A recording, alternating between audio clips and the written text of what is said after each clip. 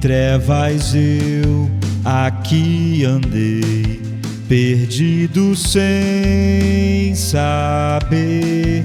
Promessas vãs eu abracei, pra morte caminhei. Como entender o amor de Deus, se só o desprezei? Na eternidade me escolheu, no tempo me atraiu.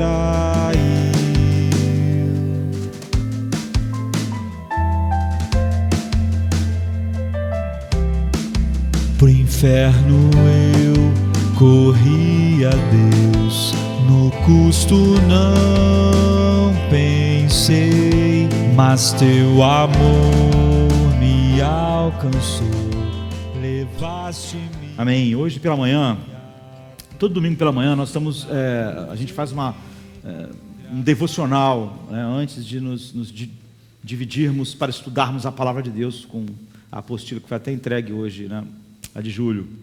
E nós temos estudado nesse devocional 30 a 40 minutos. Em outros lugares o nome disso seria sermão, mas aqui é devocional, né? 30 a 40 minutos. E nós separamos a carta de Paulo aos Colossenses, dividimos ela em um pouco mais de 100 partes e estamos estudando. E hoje nós meditamos em Colossenses 1, 2b.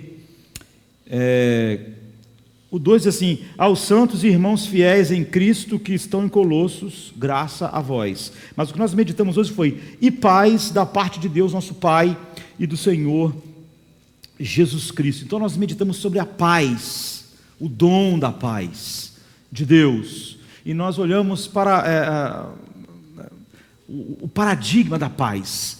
Cristo é o príncipe da paz, e vimos 3 elementos dessa paz, e como ele nos dá a paz dele. A minha paz vos dou. Ou seja, ele não cria uma paz para Josemar, uma paz para você, uma para você. Ele dá a paz dele. Nós temos a paz dele.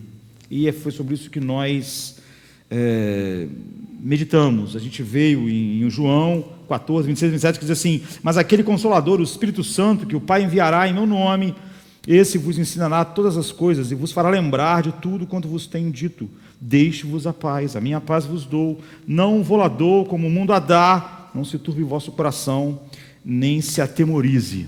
Então, depois que nós meditamos a respeito disso, de que paz é essa, de como Jesus foi colocado em todas as situações onde paz seria impossível, não só foi tirado dele tudo aquilo que normalmente as pessoas no mundo, com uma visão totalmente oposta àquilo que a palavra de Deus diz, esperam ter para ter um espírito tranquilo por um tempo, ele não teve, ele foi colocado em situação oposta.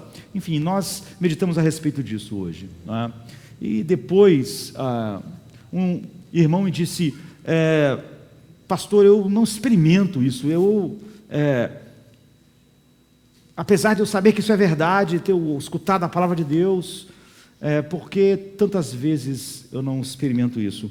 Eu acho isso uma verdade que nós temos que enfrentar, porque o apóstolo Paulo está falando que essa é a realidade para todos os filhos de Deus, é a característica. Cristo disse que quando ele morresse na cruz, ele ia nos colocar sem culpa, espiados, propiciados na mesma relação que ele tem com o Pai, e a paz que ele desfrutava com o Pai durante toda a eternidade seria o nosso desfrute. Então, eu quero mostrar hoje, então, eu quero falar a respeito disso, né? Como nós temos uma visão equivocada da obra do Espírito Santo, e como só há 2 coisas que nos afastam disso: a não compreensão do Evangelho e a não compreensão daquilo que o Espírito Santo é para nós hoje. Então, a pessoa falou comigo, eu estava lembrando que quando eu era, enfim, uns 20 e poucos anos atrás, 20 e muitos anos atrás, né? Quando eu estava com 19 para 20 anos, eu lembro que eu estava estudando 1 João, e eu vi um versículo de 1 João capturou a minha atenção e eu pensei, eu não entendo isso. Por que João se expressa dessa forma?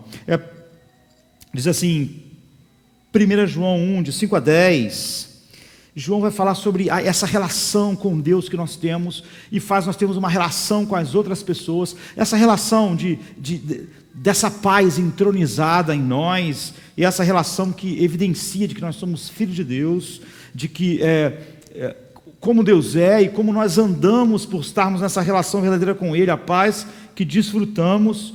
E no momento ele faz uma afirmação, ele diz assim, e esta é a mensagem que dele ouvimos e vos anunciamos, que Deus é luz, e nele não há trevas nenhumas. Se dissermos que temos comunhão com Ele e andarmos em trevas, mentimos e não praticamos a verdade. Mas se andarmos na luz, como Ele na luz está, temos comunhão uns com os outros.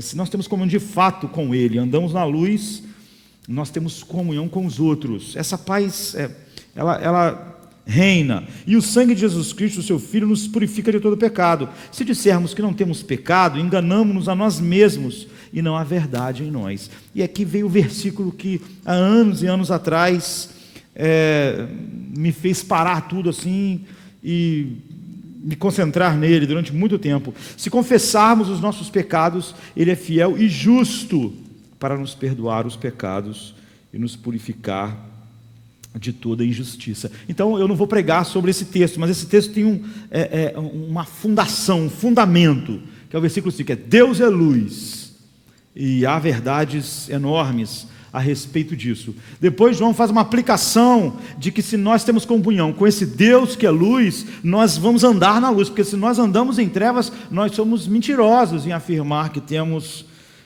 comunhão com Ele. Depois ele vai explicar como isso funciona do ponto de vista dos pecados cancelados na justificação e de como o pecado é mortificado na santificação no processo diário.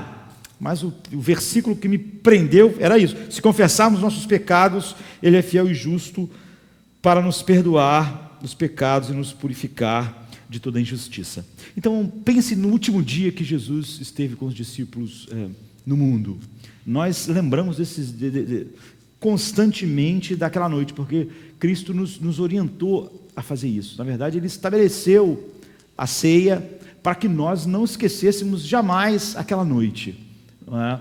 Em que Ele estava reunido, em que Ele foi traído, em que o pão foi partido, o vinho, e Ele falou a respeito daquelas realidades. Se você ler Mateus, Marcos e Lucas, você vai ver a respeito disso. Você vai ver eles falando sobre a Santa Ceia, né? Sobre a ceia que eles participaram naquela noite, né? Antes de irem para o Getsemane, e tudo que aconteceu.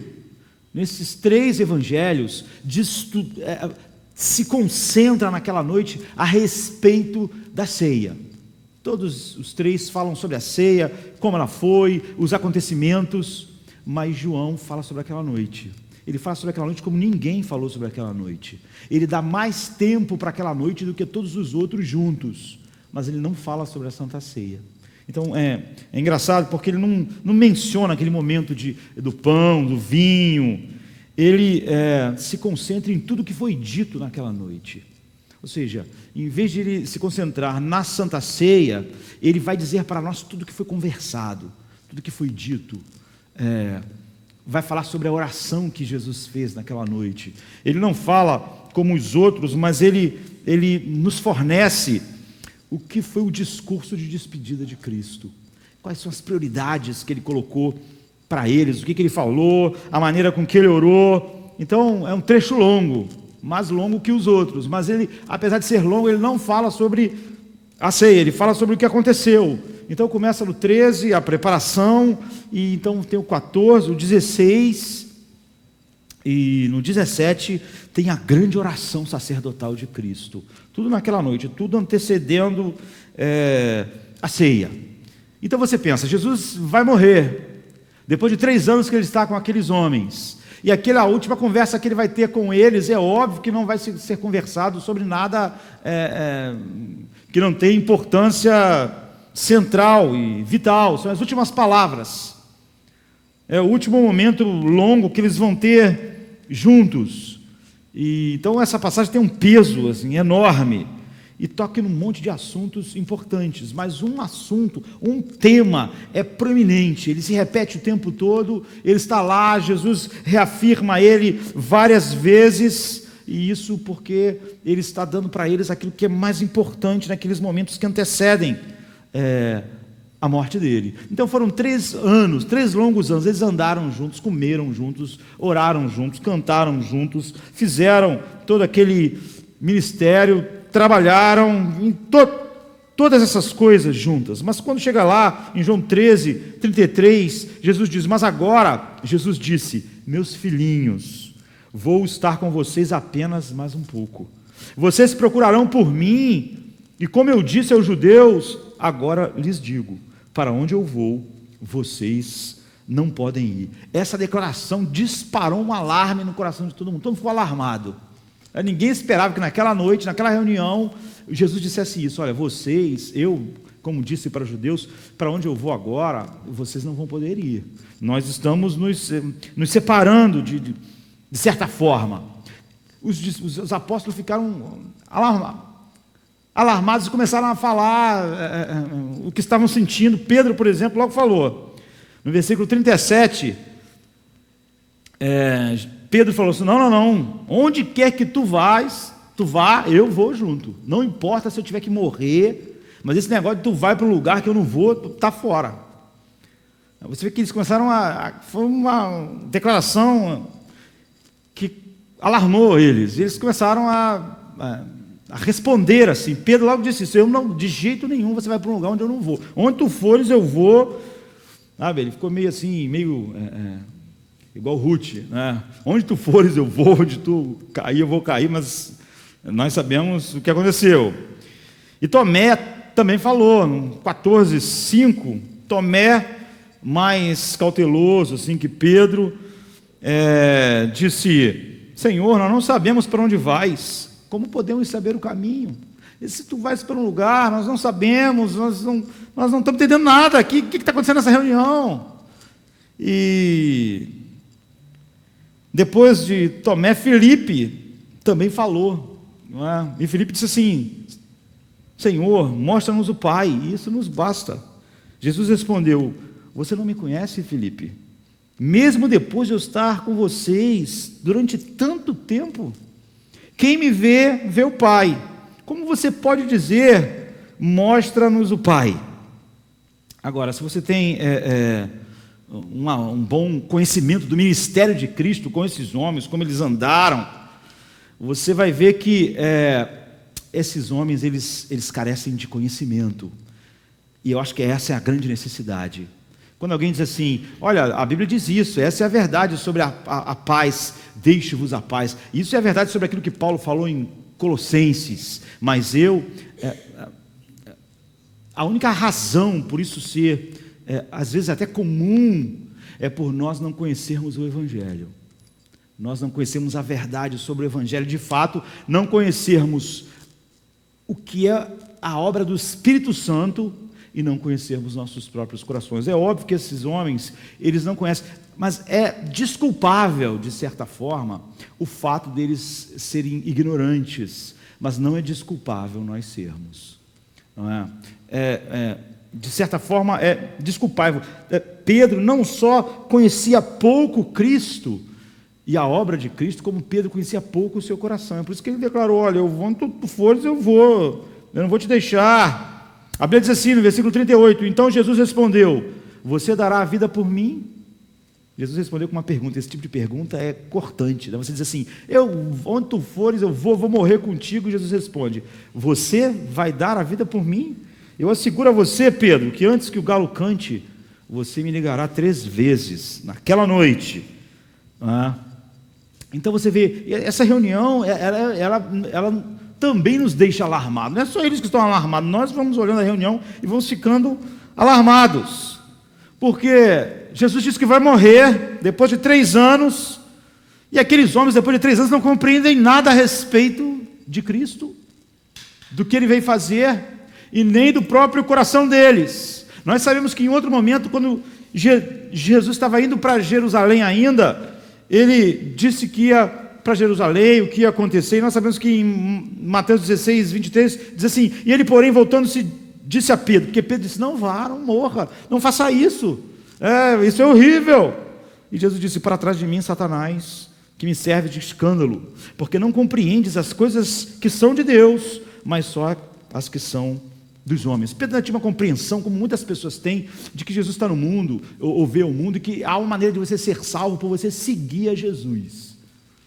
Não é seguir a Jesus como resultado da salvação, não é tomar a cruz, negar a si mesmo, porque você foi resgatado soberanamente por graça. É a ideia de que você pode imitar Jesus, você pode obedecer Jesus, você pode, e que isso, de alguma maneira, é aceitável a Deus, que Jesus é um grande mestre, que Jesus é um grande filósofo, que Jesus é um grande professor. Mas o que Jesus está dizendo para Pedro é o seguinte: Pedro, você acha que você pode me seguir e ser salvo? Se eu não derramar meu sangue para que a ira de Deus, do meu Pai, sobre você seja aplacada, você está perdido. Se eu não morro em Jerusalém, se meu sangue não é derramado, você não me seguir esses 3 anos, isso não vai mudar nada. Eu vim para esta hora, eu vim morrer. Então Jesus faz uma pergunta melancólica, assim eu diria, no versículo 9, né? Jesus respondeu: você não me conhece, Filipe, mesmo depois de eu estar com vocês durante tanto tempo. Quem me vê a mim, vê o Pai. Como você pode dizer, mostra-nos o Pai? Então, essa pergunta revela esse estado terrível. Depois de todo esse tempo, Jesus diz: vocês realmente não me conhecem. Vocês não me conhecem. Vocês não conhecem o que eu vim fazer, vocês não conhecem realmente quem eu sou, vocês não conhecem as necessidades de vocês não conhecem a situação desesperadora de todo homem, incluindo vocês. Vocês não têm um profundo conhecimento pessoal meu, e porque vocês não têm um profundo conhecimento pessoal meu, vocês não podem ter um profundo conhecimento pessoal do meu Pai, e por não terem isso, vocês não podem ter um profundo conhecimento da necessidade de vocês. Seus corações são muito piores do que vocês imaginam, e vocês estão, depois desse tempo todo, nesse lugar aí de desconhecimento.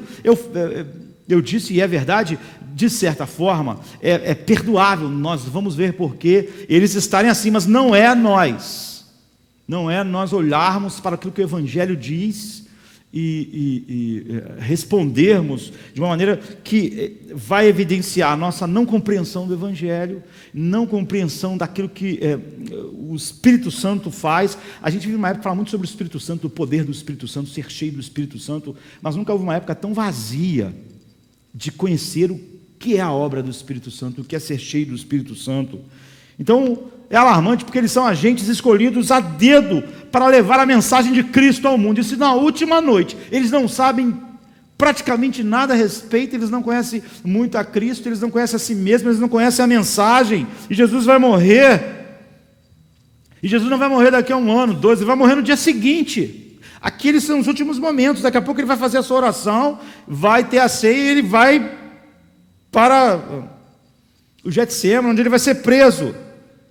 E aquelas pessoas ali, Pedro, Tomé, Filipe, que estão ali sem compreender nada, depois de tanto tempo, eles vão ser perseguidos, eles vão apanhar, eles vão ser assassinados, vai acontecer um monte de coisas com eles, que vai precisar daquela paz que nós estávamos falando hoje, aquela paz que o apóstolo Paulo está dizendo, aquela paz que Jesus falou nessa noite, nessa reunião. Agora, que esperança o Evangelho tem se todo ele depende que esses homens levem aquela mensagem para frente, espalhem a mensagem pelo mundo, vocês não entendem. Então, há esperança, não é? E Jesus revela essa esperança primeiro de uma forma, eu diria, enigmática, e depois vai clareando. Em João 14, 16 a 20, depois de 25 a 27, Jesus disse assim, ele lhes disse, eu rogarei ao Pai, e Ele vos dará outro Consolador, para que fique convosco para sempre, o Espírito de verdade, que o mundo não pode receber, porque não o vê nem o conhece, mas vós o conheceis, porque habita convosco, estará em vós, não vos deixarei órfãos, voltarei para vós. Ainda um pouco e o mundo não me verá mais, mas vocês vão me ver, porque eu vivo e vós vivereis. Naquele dia conhecereis que eu estou em meu Pai, e vós em mim, e eu em vós. Vamos ter, né? Isso é meio enigmático. Isso tudo que Jesus falou para eles que não tinham entendido nada durante 3 anos, ficou meio difícil. E no 25, 27, ele continua dizendo: tenho-vos dito isto, estando convosco, mas aquele Consolador, o Espírito Santo, que o Pai enviará em meu nome, esse vos ensinará todas as coisas, e vos fará lembrar de tudo quanto vos tenho dito. Aí Jesus fala de novo: deixe-vos a paz, a minha paz vos dou, não vou lá dou como o mundo a dá, não se turbe o vosso coração, nem fiquem com medo. Então aqui Jesus diz um monte de coisas notáveis que nós podíamos ficar meditando, mas você vê, em todo esse discurso enorme que João registra, e depois a oração, uma coisa, um assunto proeminente que está lá o tempo todo é o Espírito Santo, é o Consolador. Ele está falando sobre o Espírito Santo de Deus, vindo para esses discípulos que depois de 3 anos não conheciam Jesus direito, não conheciam a verdade direito, não conheciam o plano de Deus direito, e no entanto, eles são as testemunhas, eles vão ficar aqui no mundo, e eles vão ter que espalhar essa verdade, eles vão ter toda a oposição do mundo, e eles vão ter que ter paz, não se atemorizar, e viver com a paz do príncipe da paz, no meio da maior perseguição, enquanto eles espalham a verdade. Então, se você está acostumado com o Velho Testamento, né? Então com a parte bíblica que é hebraico, né? que foi escrito em hebraico, você vê que o Espírito Santo, e eles estavam, né? Eles eram homens que estavam habituados. O Espírito Santo sempre é uma força que procede de Deus no mundo, no Velho Testamento. Mas Jesus fala do Espírito Santo de uma maneira extraordinária para eles, que eles nunca tinham escutado. Não é? É única, é uma coisa nova. Ele fala do Espírito Santo não como a força de Deus agindo no mundo, o Espírito de Deus agindo no mundo, mas ele fala do Espírito Santo como uma pessoa. Ele fala dele de uma maneira que nunca foi falado. Ele usa termos de gênero, enfim, que mostra que o Espírito Santo é uma pessoa, não é uma força de Deus agindo no mundo, não é uma energia, não é um poder nebuloso, é alguém, é como ele diz, virá outro que é como eu, é uma pessoa para estar com vocês. Eu estou indo morrer, mas meu Pai vai enviar outra pessoa no meu lugar, uma pessoa como eu sou uma pessoa. Isso é incrível, isso é inédito. Em segundo lugar, Jesus disse que essa pessoa vai chegar e ele precisa ir. Antes, em João 16:7, ele diz: se eu não for, o Paráclito não virá, mas se eu for, eu vou-lo enviarei. E, no entanto, ele diz no 14, como nós lemos: o mundo não me verá, mas eu estarei convosco. Não é? Vocês vão poder, através dele, através dessa pessoa. Tipo assim, Felipe, quem vê a mim não vê o Pai? Então, quem estiver com essa pessoa vai me ver, porque quem vê a mim vê o Pai. Quem entra em contato com essa outra pessoa vê a mim. É a mesma coisa. Então vocês vão me ver, o mundo não vai me ver, porque o mundo não pode receber esse Espírito. Mas vocês, essa pessoa, mas vocês vão receber o Paráclito.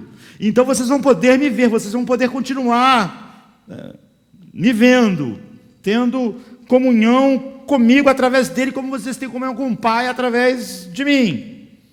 Então, em certo sentido, ele vai embora, mas em outro sentido, sua presença vai continuar com eles, mediada por essa pessoa. Sabe, como nossa relação com o Pai é totalmente mediada por Cristo, então ele está dizendo, essa pessoa vai mediar essa relação nossa. O Pai vai enviar ele como eu fui enviado pelo Pai, agora eu e o Pai vamos enviar ele vai estar convosco. Esse é o assunto que domina, apesar de vários assuntos entrarem. Então quem é essa pessoa? Esse que Jesus chama de pessoa. É um outro, ele diz, eu vou enviar um outro advogado. Não é? Você vai ver que na Bíblia, dependendo da versão, você tem um monte de palavras diferentes aqui. O consolador, ajudante, um conselheiro. E sempre que você encontrar traduções que usam palavras diferentes para a mesma coisa, assim, como é aqui, conselheiro, ajudador, enfim, ajudante, consolador, advogado, porque, na verdade, lá no original é uma palavra que nós não temos a palavra aqui exatamente. Todo mundo fica olhando para aquela palavra, pensando na nossa língua, em inglês, em português, e tentando achar uma palavra que explique tudo o que aquela palavra é. Mas não existe uma palavra que seja exatamente o que aquela palavra é. Então, os tradutores ficam tentando, fazem um esforço para que a gente entenda, e é por isso que, às vezes, essa palavra vai aparecendo de maneira diferente. Então, cada uma delas, na verdade, traz alguma coisa daquilo que Jesus falou a respeito dessa pessoa. É óbvio que existe uma palavra que explica melhor o que ele faz, mas todas essas palavras, elas encaixam até certo ponto, mas às vezes são mais limitadas. Por exemplo, conselheiro, você fica pensando em alguém apenas que te ouve, não é? Para ouvir aquilo que você tem a dizer. Normalmente são o que os conselheiros fazem, ouve bastante, para depois de repente falar algo assim para te ajudar. Ou ajudante, parece só um assistente, né? Ele sabe, mas você vê, tem uma limitação. Então, a Nova Versão Internacional em inglês usa uma palavra melhor, advogado. E é melhor porque em outro lugar na Bíblia, onde essa palavra vai aparecer de novo, essa é a tradução que aparece com todo mundo. Porque a mesma palavra em grego que aparece em outro lugar, todo mundo traduz por advogado mesmo. Então, aqui na tentativa de passar essas muitas palavras, aparece. E essa palavra é mais rica, não é? Então, paráclito em português, paráclitos em latim. Então, esse é o substantivo, não é? A forma verbal é paracaléu. Então, chamar, é um chamado, assim, quem chama. A gente até podia dizer para ajudar, é óbvio que a gente já está trazendo para essa realidade. É um chamado de Deus que beneficia. Então, e isso kaléu, quer dizer isso, né? Chamar assim. Agora, o esse prefixo é igual aqui, a gente usa em várias palavras. Por exemplo, paramédico, não é médico, não é? Mas é quem o quê? É quem de alguma maneira auxilia o médico. É aquela pessoa que está lá na ambulância, que dá os primeiros socorros. A gente já vê uns filmes, umas coisas assim. Aí já avisa assim, lá pelo helicóptero, dentro da ambulância, a pressão está tal, já dei não sei quanto de não sei o quê. O paramédico sabe dar os primeiros socorros, ajudar, preparar, para que o médico depois assuma. Quer dizer, é quem ajuda, quem dá auxílio, não é? Isso pode ser um paramédico, um enfermeiro, enfim, a gente pode chamar de várias maneiras. Então, é aquele que chama e alguém, isso é forte, é positivo. Você vê, não é uma coisa passiva, um conselheiro assim esperando simplesmente. Não, é uma coisa ativa. E ao mesmo tempo para prestar auxílio, ajuda ativa também na nossa vida. Então, não só nos ouve, nos dá uma resposta, mas pressiona a nossa vida em algo essencial, fundamental, e nos impulsiona. Então, é estar ao lado, para ser solidário, num relacionamento junto, lado a lado com alguém, numa união, assim como um profeta e um sacerdote juntando todas essas coisas no benefício final daquele que ele está junto. Então, você podia pensar, alguns lugares, algumas traduções vão pensar em terapeuta e conselheiro da lei, aquele que auxilia em relação a isso. Então, é por isso que a melhor é advogado, né? Um advogado de defesa. E um advogado de defesa envolve coisas desafiadoras, de pessoas que têm necessidades grandes e ajuda no seu caso, de uma maneira que você não saberia se ajudar, nem avançar. Então ele não se limita a dar conselho, mas ele fala com poderes para você, ele te chama, fica ao seu lado, auxilia e é um advogado. Então, essa é o que Jesus fala para eles: eu vou enviar essa pessoa vai fazer isso, assim que o Espírito Santo de Deus é definido para nós, descrito na palavra de Jesus naquele dia. Sempre que ele fala em paz, ele diz: vai vir o Espírito. E então ele fala sobre a paz. A paz é o resultado do trabalho dele em vocês. É assim que eu dou a minha paz a vocês, é assim que a minha presença vai estar com vocês. Então ele diz: eu vou enviar outro Consolador, eu vou enviar, na verdade, com a tradução melhor, eu vou enviar outro advogado para vocês. Então quem é o primeiro advogado? Se ele vai enviar outro, você já tem um, você vai enviar mais um, não é? Então o único lugar no Novo Testamento onde a palavra aparece de novo, não é? Paráclito em português, paracleto, não é? Em grego, paracletos em latim, em 1 João 2, 1 e 2. É o único lugar onde ela aparece. E você vai ver que aqui todo mundo traduz igual. Diz assim: meus filhinhos, estas coisas vos escrevo para que não pequeis. E se alguém pecar, temos um advogado para com o Pai, Jesus Cristo, o justo. A palavra aparece, você vê que a tradução é essa mesmo: temos um advogado junto com o Pai. Eu escrevo isso para que vocês vivam uma vida de santidade, mas para que vocês não pequem. Mas se alguém pecar, e depois ele vai dizer que é óbvio que isso vai acontecer, nós temos um advogado, um paráclito para com o Pai, Jesus Cristo justo. Esse é o nosso advogado. É por isso que ele diz: eu vou enviar outro paráclito, eu vou enviar outro advogado para vocês, para estar com vocês. Então Jesus é o primeiro advogado, o Espírito Santo é o segundo. Agora, eles fazem coisas diferentes. Você vê, é fácil nós não entendermos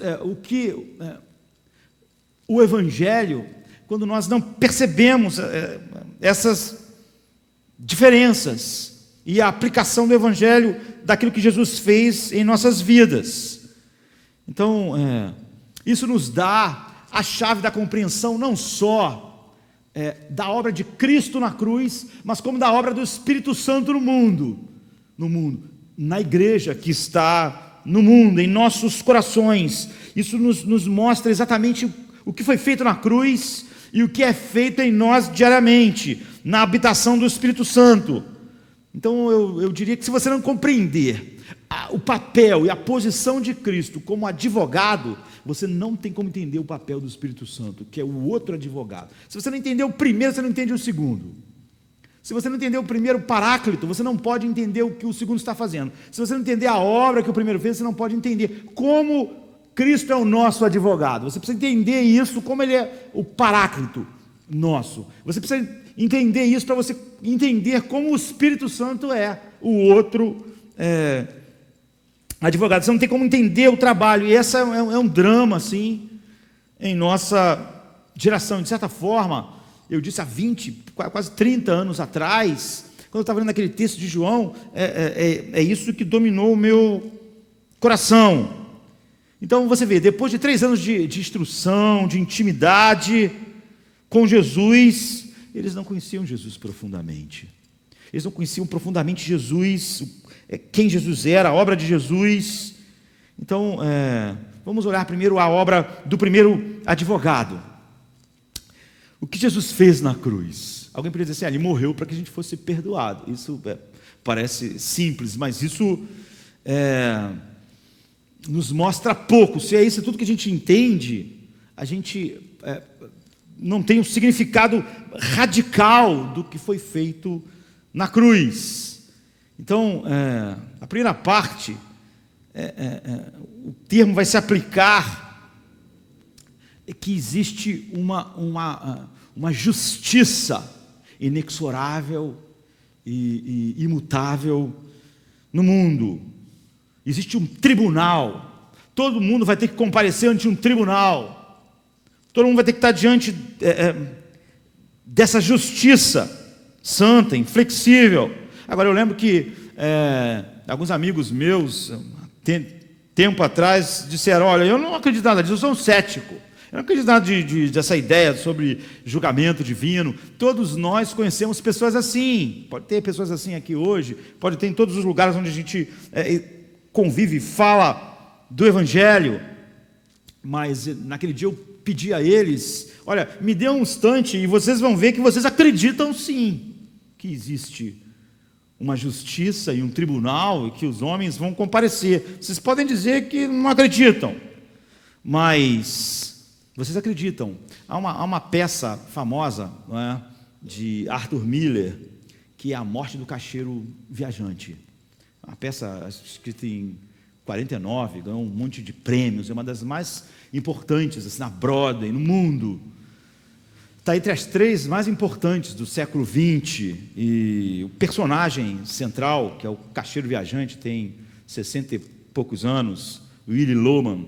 Ele é um cara assim que está cheio de autopiedade, sabe? Porque luta muito, trabalha muito, isso é comum, né? Pessoas sentirem pena de si mesmo, autocomiseração, achar que trabalham muito, se sacrificam pela família. Porque ele é cheio de autopiedade, ele se enche de racionalização para fazer coisas que são erradas, mas ele pensa, poxa, minha vida é muito difícil. Então ele trai a esposa, ele tem amantes, mas ele racionaliza. Ele diz, eu tenho uma vida dura. Esses pequenos casos não significam nada. Ele é um caixeiro viajante, então ele tem muitas relações assim. O único consolo da vida dele, que é a vida dele que ele acha muito difícil, que ele tem muita pena de si mesmo, é que ele tem um filho que idolatra ele. Tem um filho que acha ele o cara mais sensacional do mundo. Idolatra o pai. Bife. Um dia o filho dele descobre que o pai, pega o pai assim, com uma amante assim. Então, o filho fica ali olhando assim, chocado aquilo. E ele tenta explicar ao filho. Ele sabe que os olhos do filho, ainda inocentes em relação a que nós podemos chamar de inocência horizontal, assim, do mundo, Ele tenta explicar ao filho e diz, filho, um dia você vai crescer e você vai entender isso que o pai fez. Isso está acontecendo aqui. Você não pode entender agora, mas você vai entender. Mas o filho dele continua olhando com aquele olhar penetrante, decepcionado. E o pai era tudo para ele. Ele não podia imaginar. Então, depois ele vai conversando com o filho e tenta intimidar o filho e diz, olha, você tem que esquecer esse incidente. Isso é uma ordem. E o filho dele continua olhando, enquanto ele vai dizendo coisas, tentando explicar. Mas, na verdade, ele vê que sua alma está despida, que o filho dele está vendo ele de verdade. Está vendo quem ele é. Está vendo que por trás daquele pai que ele conhecia, existia alguém que aquilo não era real, que por dentro havia coisas feias, horríveis, que o filho nunca tinha visto. E o pai sabe que o filho está vendo, então ele está ali, é uma cena incrível. Ele está diante daqueles olhos chocados, inocentes, no caso da peça. E o filho grita, o senhor é mentiroso, é mentira, tudo é mentira, sua vida é uma mentira, tudo é uma mentira, e foge. Então ele fica ali, ele é obrigado a enfrentar o fato de que ele é verdade mesmo, ele é um hipócrita, um mentiroso, ele trai a mulher, ele não é uma pessoa decente, Ele começa a enfrentar o fato de que tudo aquilo era racionalização, autopiedade, trabalho muito, a vida é muito difícil, e isso é só umas pequenas escorregões, que isso não diz respeito realmente ao meu caráter, a quem eu sou. E, enfim, Paulo, então ele fica ali nu, porque os olhos do filho dele penetram nele, e todo ser humano acha horrível que os olhos, algum olho penetre dentro dele e veja como ele é de verdade. E ele sente os olhos do filho assim, dessa forma. E o apóstolo Paulo diz, no segundo capítulo da carta aos Romanos, que todas as pessoas têm essa percepção de que tem olhos olhando ele, olhos muito mais intensos e muito mais puros do que do filho do caixeiro viajante. Nós, Paulo diz, tentamos reprimir isso. Nós tentamos reprimir a realidade de que nós sabemos a respeito disso em Romanos, na carta aos Romanos. Olhos tão penetrantes que os olhos de Bifes, né, que era um menino, é nada perto de quão fundo esses olhos conseguem penetrar e ver dentro do homem realmente. E que, mesmo diante daquele menino, você vê, o pai ficou totalmente sem desculpas, tudo aquilo era racionalização, não era a verdade. Ele sabia, ele teve que enfrentar, olhar para dentro de si mesmo e olhar a feiura da sua alma que ele fingia não ver, do seu caráter. Mas esses olhos, Paulo diz, são muito mais penetrantes. Todo mundo sabe que todas as desculpas vão se dissolver. Todo mundo sabe que a feiura e o amor às trevas e tudo aquilo que é o oposto do bom, o oposto da luz, vão estar patentes. É por isso que Apocalipse 6,16 diz: e dizia aos montes e aos rochedos, caí sobre nós, e escondei-nos da face daquele que está sentado sobre o trono e da ira do Cordeiro. Nos esconda. Eu preferia que um morro caísse em cima de mim, porque esses olhos estão dentro, eles estão vendo uma montanha cair em cima de mim. Não vai ser uma tragédia tão grande quanto essa percepção muito pior do que o olhar de Bifes lá para o pai que entrou no pai e disse: você é mentiroso, você é hipócrita, o senhor é uma farsa. Olhos muito mais penetrantes. As pessoas vão querer que o monte nos cubra desse horror, desses olhos. Então, como eu disse, alguns amigos meus disseram: eu não acredito nessa justiça divina. Eu acredito que o certo e errado são relativos, são coisa das culturas. Mas eu disse: não, daqui a um minuto vocês vão agir como se acreditassem, porque de fato vocês acreditam. Quando vocês veem qualquer coisa que vocês acham cruel, vocês não vão dizer isso. Vocês não vão dizer: isso aí para mim não é certo nem errado. Isso aí é questão de cultura. Por exemplo, quando você vê o ISIS cortando a cabeça de alguém, você não diz: olha, a cultura deles é assim, gente. Se eles não discordam, se eles discordam, eles cortam a cabeça. Isso não é nada demais. Isso não é certo nem errado. Eu não corto a cabeça de quem eu discordo, mas não existe certo e errado. Se não existe certo e errado, cortar a cabeça de ninguém é errado. Se você tiver vontade de cortar a cabeça de alguém porque você não gosta do que ele é, do que ele acredita, da religião dele, não é errado. Eu posso não fazer. Você vê, ninguém é assim, não diz: isso é um absurdo. Não é a cultura deles. Há algo dentro de nós que grita: isso está errado. E isso dessas coisas grandes, das coisas pequenas. Ninguém diz: olha, todo mundo tem um discurso de que tudo está certo e errado, que é só um ponto de vista. Logo vai dizer que existem certos absolutos, que ninguém pode fazer isso. E quando ele faz, ele só tem aquelas racionalizações. Mas quando fazem a ele diz: espera lá, isso é injusto. Você não pode. As coisas mais simples: alguém entra na tua frente na fila e você diz: injusto. Por que é injusto? Existe certo e errado. O cara quis entrar na frente. É assim mesmo. Você acha que tem que ficar atrás, o cara acha que tem que ficar lá na frente, que ele não tem que ficar esperando. Cada um pensa de um jeito. Não, cara, é injusto, eu cheguei aqui cedo, ele chegou agora, não pode. O cara pegou o dinheiro lá, da Petrobras, não pode pegar. Por que não pode pegar? Não existe certo e errado. Você não pega o dinheiro da Petrobras, mas ele pega. Não está errado. Não, todo mundo diz: está errado. Esse é o dinheiro do povo. Isso é um roubo. Isso é um absurdo. Então é assim. Eu disse para eles: você está vendo? Vocês não conseguem viver uma hora segundo aquilo que você disse. Vocês estão tentando abafar uma realidade, mas vocês toda hora têm que deixar ela fluir. Então, porque se existe algo que diz que algo é errado de maneira que não tem nada a ver com nossa cultura, nem com nossos desejos, nem com nossa preferência, nem com nossas racionalizações, é óbvio que tem que ser algo sobre o natural, né? Porque nós achamos que aquilo vale para todos os homens.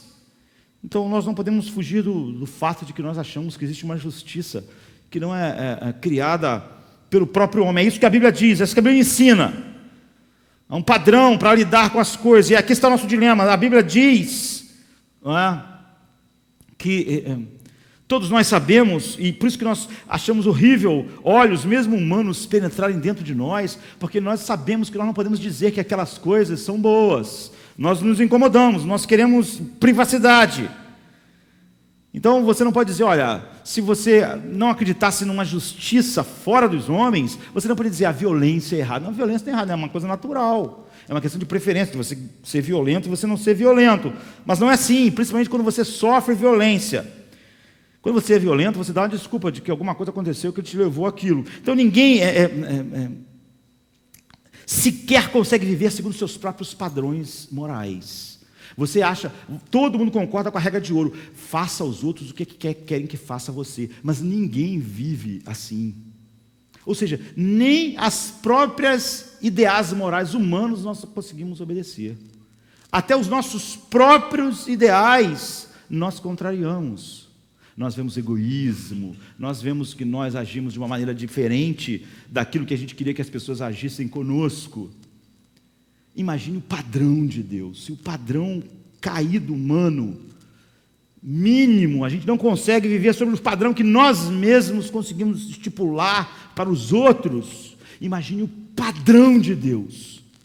Imagine a altura, a perfeição, a santidade absoluta desse padrão. Então, a consciência, a Bíblia diz, é algo que foi maculado pelo pecado. Mas, Paulo diz em Romanos 2, a consciência é como se fosse um rádio receptor que ainda pega assim, algumas transmissões, não é? Do trono de justiça de Deus. E e a nossa cultura diz, não, eu me sinto culpado por causa da minha mãe, por causa da cultura, porque fica falando que essas coisas são erradas, mas elas são erradas. Isso é a sociedade que cria essas regras e faz a gente se sentir culpado. É porque é isso que o caixeiro viajante dizia para si mesmo. Então é por isso que as pessoas hoje em dia fazem um monte de terapia para provar a si mesmo que elas estão fazendo não é ruim. Elas precisam de alguém que diga, isso não é mal. Você fez isso? Olha, elas precisam de alguém que diga para elas, isso não é mal. Isso não é mal. Se você não é mal, você é bom.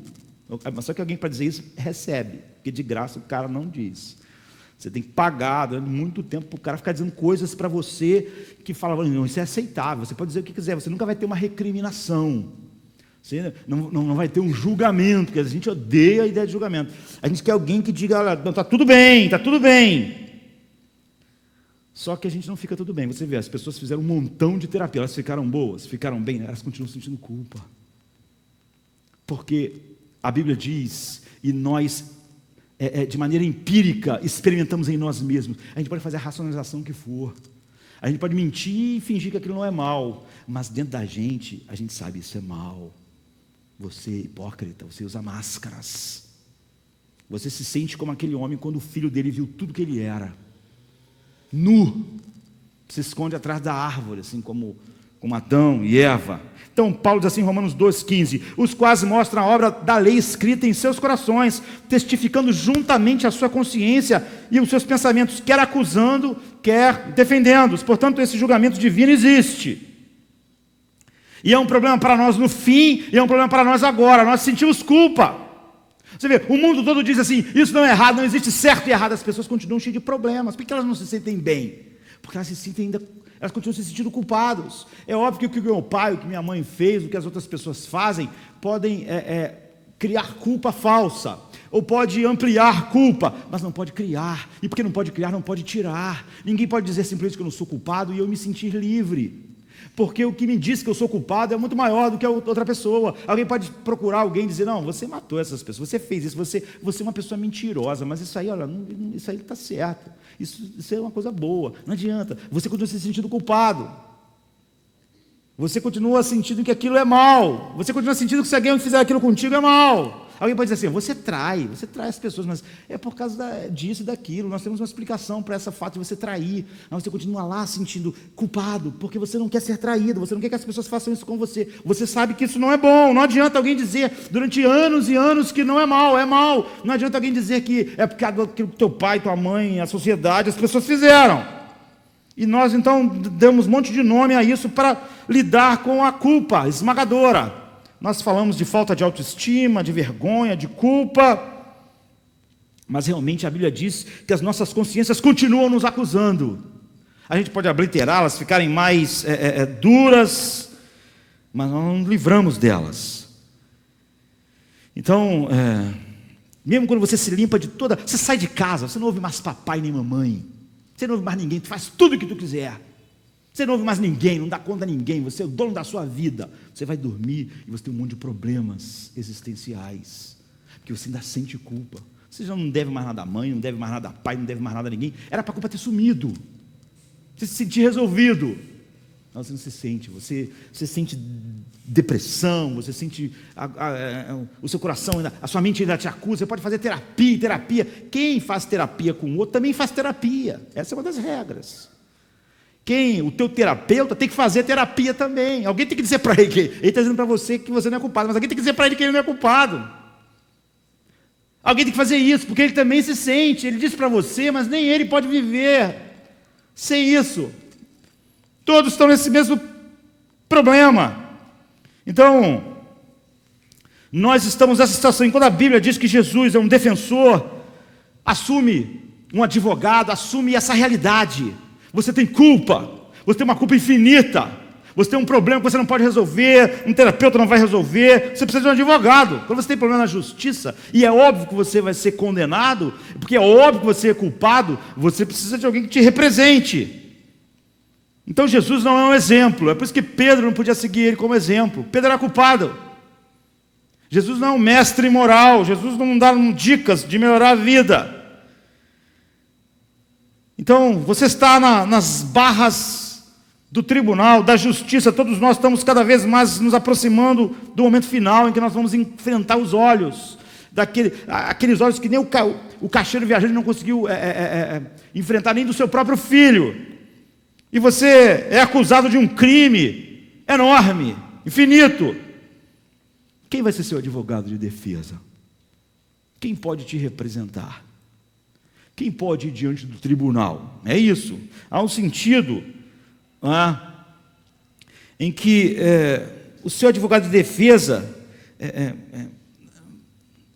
e você vão estar unidos. Tem um teólogo chamado Charles Hodge, um dos maiores teólogos, né, da igreja. Nasceu em 1797, morreu em 1878. É um dos maiores teólogos americanos, enfim, a família toda de alguma maneira contribuiu assim para o bem da igreja, da história da igreja.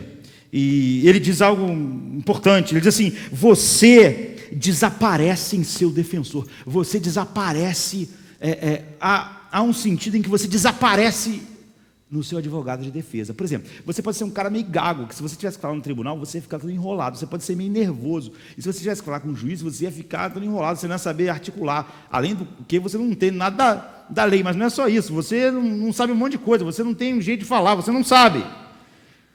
Agora, se você tiver um advogado eloquente, o tribunal está vendo o advogado, você está sendo eloquente, ele é o seu representante. Se você tiver um advogado, você pode ser ignorante, não entender nada da lei, não saber nada, mas se o teu advogado for brilhante, para o tribunal você é brilhante, porque ele está falando o teu nome, ele te representa. Em alguns casos, não você pode ter que falar, mas então ele vai te instruir, ele vai te ajudar. Então, o teu advogado é o teu substituto. A maneira que o júri vai te olhar, o juiz vai te olhar, através do teu advogado. Se ele for uma anta, você está perdido. Se ele for burro, você vai ser condenado. É assim, cuidado quando escolher advogado.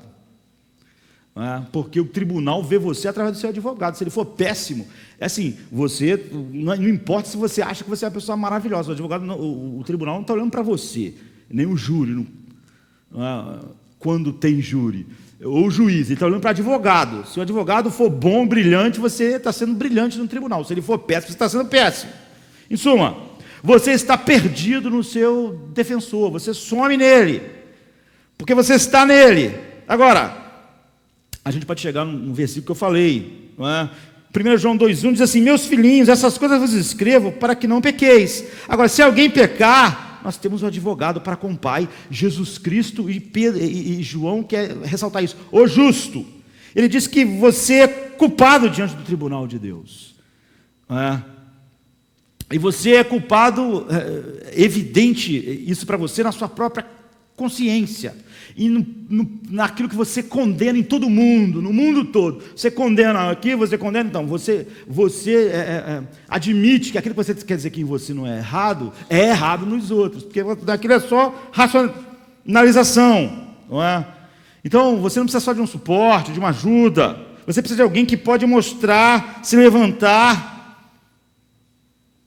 no seu lugar. Você não precisa de alguém que diga, você pode, você não é culpado, imagina, você vai enfrentar o tribunal amanhã, alguém diz para você vai lá, fala para o juiz mesmo, seja corajoso, você é um cara capaz, você nasceu para brilhar. Você pensa, estou perdido, não é? Esse tipo de ajuda eu estou arrasado.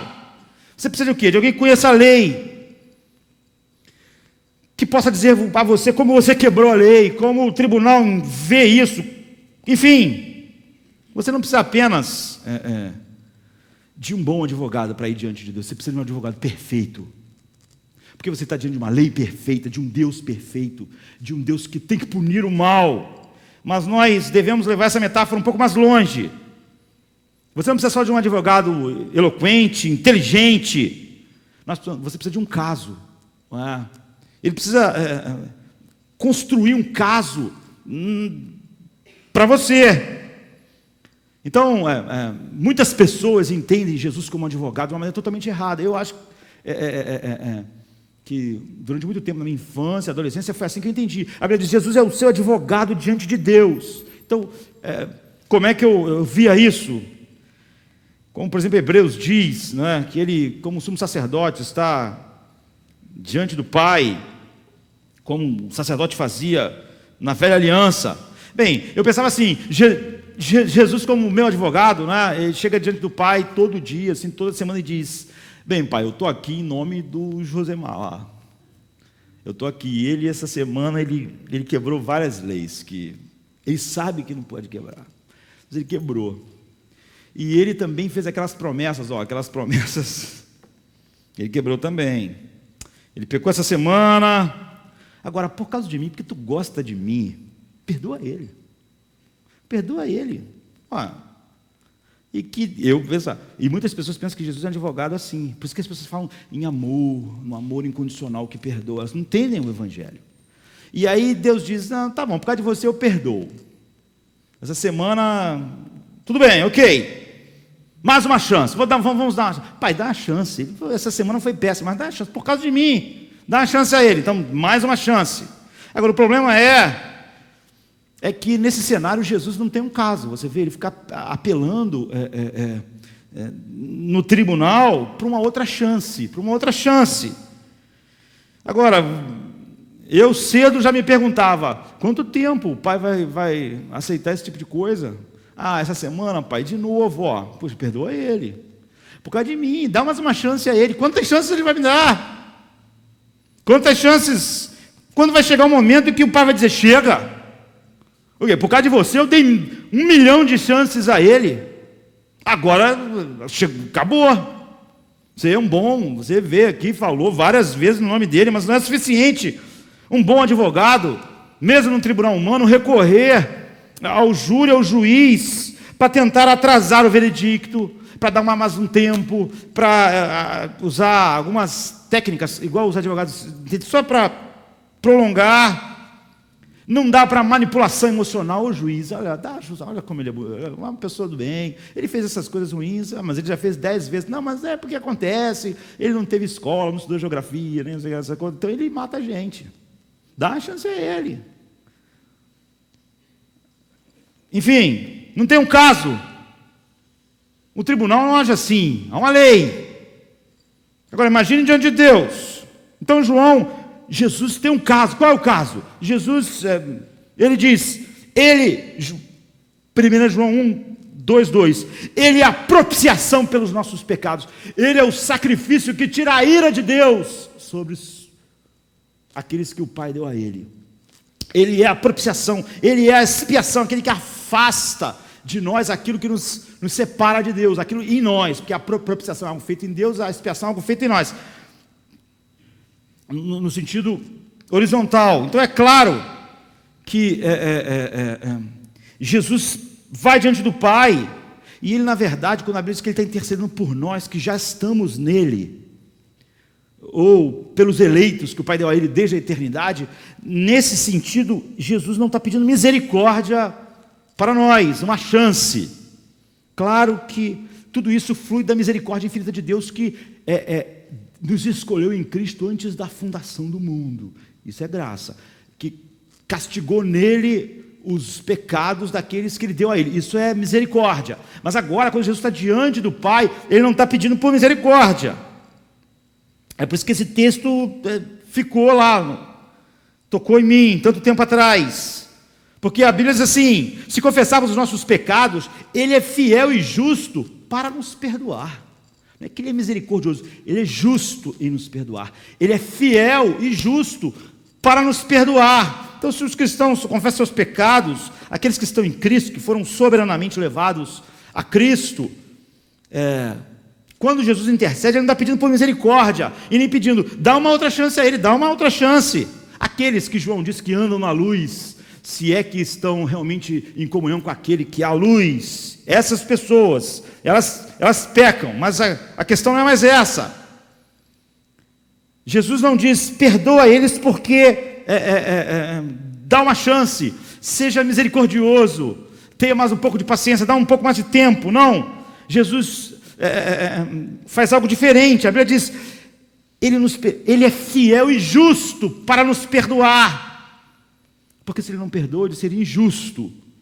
Porque Jesus é a propiciação e a expiação. Então, como pode ser isso? Nós somos perdoados. Jesus intercede por nós, não pedindo misericórdia, mas pedindo justiça.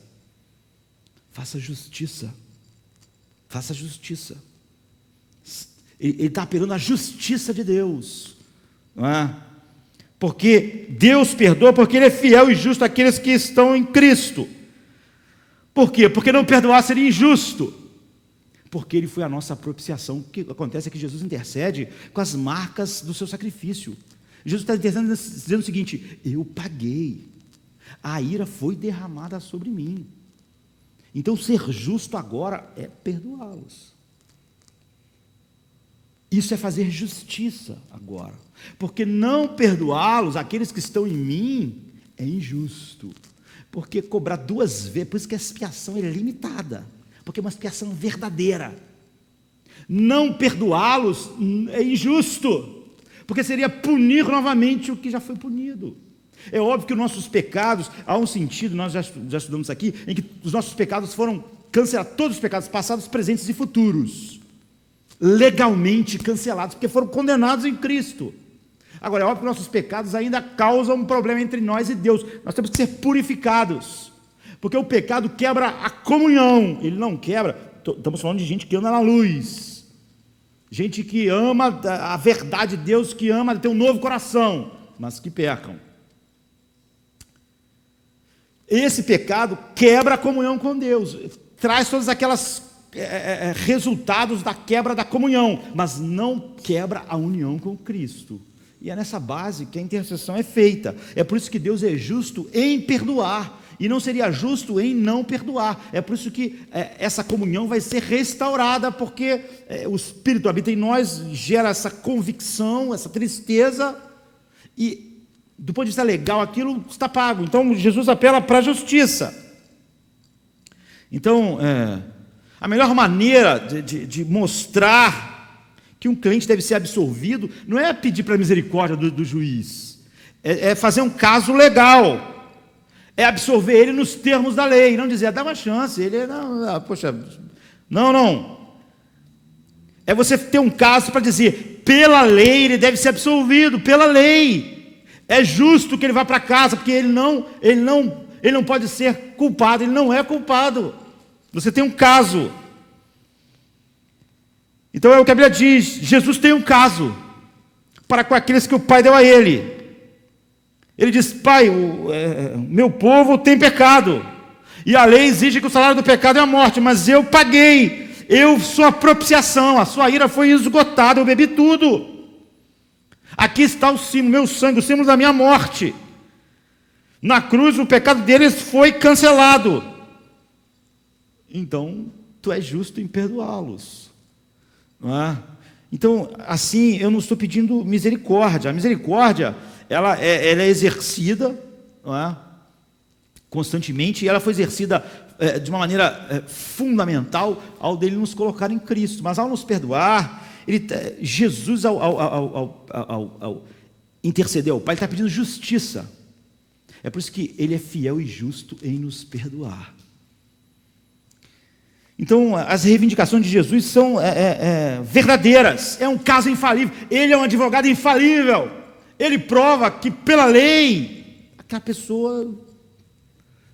o justo é perdoar. O justo ela não pode ser condenada justamente. Então é por isso que João diz, temos um advogado, Jesus Cristo, o justo.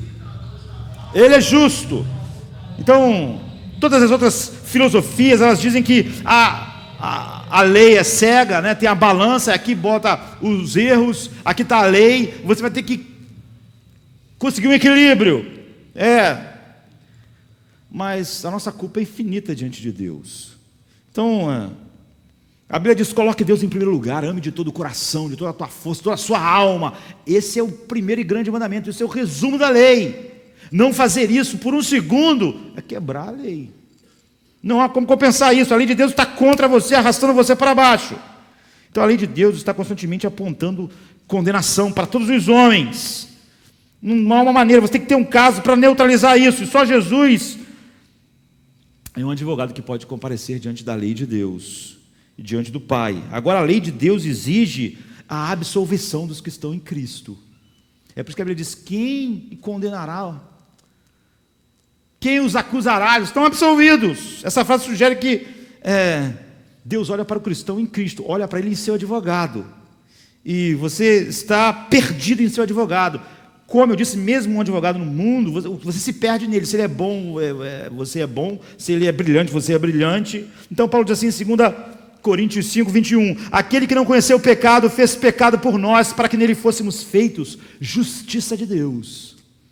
Isso significa que, assim como Jesus não era pecador, mas totalmente santo e puro, e foi esmagado e castigado na cruz, agora aqueles que o Pai enviou para ele, como ele diz em João 6,44, ninguém pode vir a mim se o Pai que me enviou não o trouxer, e eu o ressuscitarei no último dia. Ou então João 6,65, e dizia, por isso eu vos disse que ninguém pode vir a mim se por meu Pai não lhe for concedido. Agora, aqueles que estão em Cristo, embora não pessoalmente perfeitos e justos, são tratados assim, e é nessa base que Jesus intercede, não é?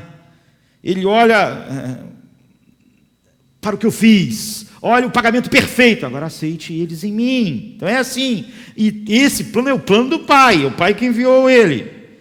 Então esse é o trabalho do primeiro advogado, você vê. Então nós nunca vamos entender o trabalho do segundo advogado se a gente entender o trabalho do primeiro advogado. Ele diz, eu enviarei outro advogado, eu vou enviar outro advogado para vocês, eu sou o primeiro advogado. Então, você não... Enquanto alguém se disser cristão, mas não entender tudo o que Cristo fez na cruz, expiação, propiciação, como ele intercede diante do Pai, enquanto as pessoas acreditarem que realmente o perdão de Deus é uma coisa assim, é um apelo para as emoções de Deus, olha, perdoa eles, quando não entender o caso, a justiça, a propiciação, a expiação, a morte vicária, de fato, a expiação para um povo que o Pai deu a ele, ele não pode entender o que o Espírito Santo faz, porque ele é o outro advogado. Então o primeiro advogado está falando com Deus por você. Onde está o nosso primeiro advogado? Está à destra do Pai. Falando por quem? Por nós. Intercedendo por nós. Quem tentará acusação contra os escolhidos? É Deus que justifica. E Cristo, Paulo diz, está à direita do Pai, intercedendo por eles, nesses termos. Apelando para a justiça. E é por isso que o Pai, Deus, é fiel e justo ao perdoar. É justo.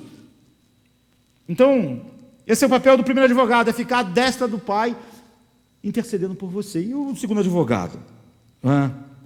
Ele diz, eu vou enviar um outro advogado, e ele vai ensinar vocês todas as coisas. Em vez de eu sou um advogado lá à destra do Pai por vocês, esse advogado vai ser em vocês por vocês. Ele vai fazer a mesma coisa. O que Jesus havia ensinado, a sua obra de salvação, vocês não me conhecem, eu vou morrer amanhã.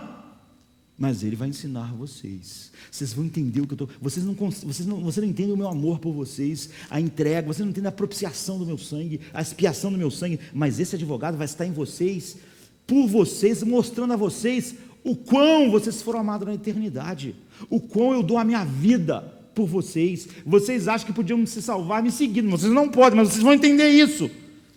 Mas o conselheiro, o Espírito Santo, que o Pai enviará em meu nome, lhes ensinará todas as coisas e fará lembrar tudo que eu disse a vocês e que vocês não conseguiram aprender nada nesses 3 anos. Então, J. Packer, né, um teólogo importante, velhinho já assim, sabe, tá bem velhinho, mas ele diz, olha, não há nada melhor para nós mostrarmos com a obra do Espírito Santo que é um holofote, assim. Quando você vê o Cristo Redentor à noite, você vê o Cristo Redentor. Tem holofotes, você nem sabe onde o holofote está. Você vê um prédio bonito, está iluminado. Você nem sabe onde está o holofote, porque o holofote não foi feito para se mostrar. Ele está lá escondido em algum lugar. Ele está apontado para o prédio. Você vê o prédio por causa dos holofotes apontam. É assim que é o Espírito Santo. A obra do Espírito Santo não quer sobre ele. Ele é um advogado em nós, por Cristo, para mostrar Cristo, para mostrar a obra de Cristo, para nós entendermos a obra infinita dele, por nós. Ele está em nós para que a gente consiga compreender tudo que a graça fez por nós, a misericórdia de Deus ao nos dar Cristo.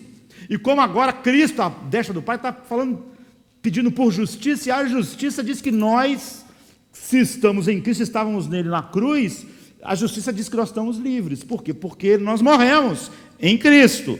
Então, no cenáculo, na noite anterior da cruz, os apóstolos não tinham a menor ideia de quanto amado, quão profundo era o plano eterno de Deus, não tinham a menor ideia de como Jesus de fato era a propiciação para eles e a expiação, e quanto ia custar a Cristo amá-los, como ia custar o cálice que ele ia beber, como ia custar o suor de sangue, o abandono do Pai, todas as coisas. Tudo era opaco para eles não conseguiam entender, é por isso que eles não tinham paz, eles não conseguiam entender o grande plano de Deus, mesmo tentando lá 3 anos com Jesus, eles não conheciam o verdadeiro Jesus, eles ainda não conheciam como devia conhecer. Ele falou, eu estou 3 anos com vocês, mas vocês não conhecem a vocês mesmos, porque vocês não conhecem a mim, de fato, o primeiro advogado, mas vai vir outro advogado que vai fazer vocês entenderem tudo a respeito de mim, porque ele vai estar em vocês, ele vai dar testemunho de mim, e ele vai finalmente ajudá-los a ver a profundidade do pecado de vocês, como a cruz é a única maneira. Por exemplo, em João 16:9 diz, ele vai convencer do pecado, porque o homem não crê em mim, da justiça, porque eu vou para o Pai, e vocês não me verão mais, e do juízo, porque o príncipe deste mundo já está condenado. Ele vai ver vocês enxergarem sem nenhuma máscara, toda a maldade infinita que merece condenação final em vocês, e como eu vou tomar esse cálice no lugar de vocês. Ele vai convencer você de todas essas coisas. Vocês vão ver o que vocês nunca viram. Eu amo o fato de que o Espírito Santo não é apenas um instrutor, mas um advogado assim. Ele não se limita a nos ensinar e nos informar algo. Simplesmente ele habita em nós, nos convence.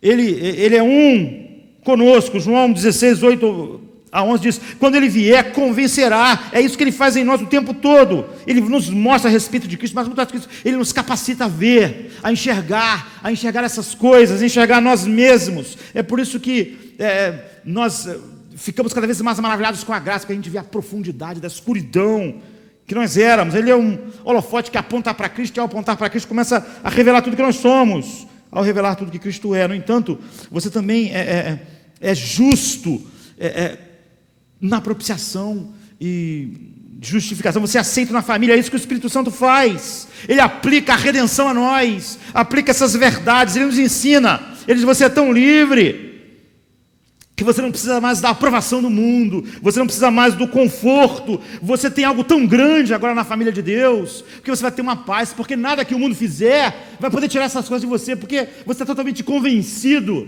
pela habitação do Espírito de que tudo que você é em Cristo agora, como você é cordeiro com Ele de todas as coisas. Ele argumenta conosco, Ele nos exorta, Ele clama, e é o paracaléu.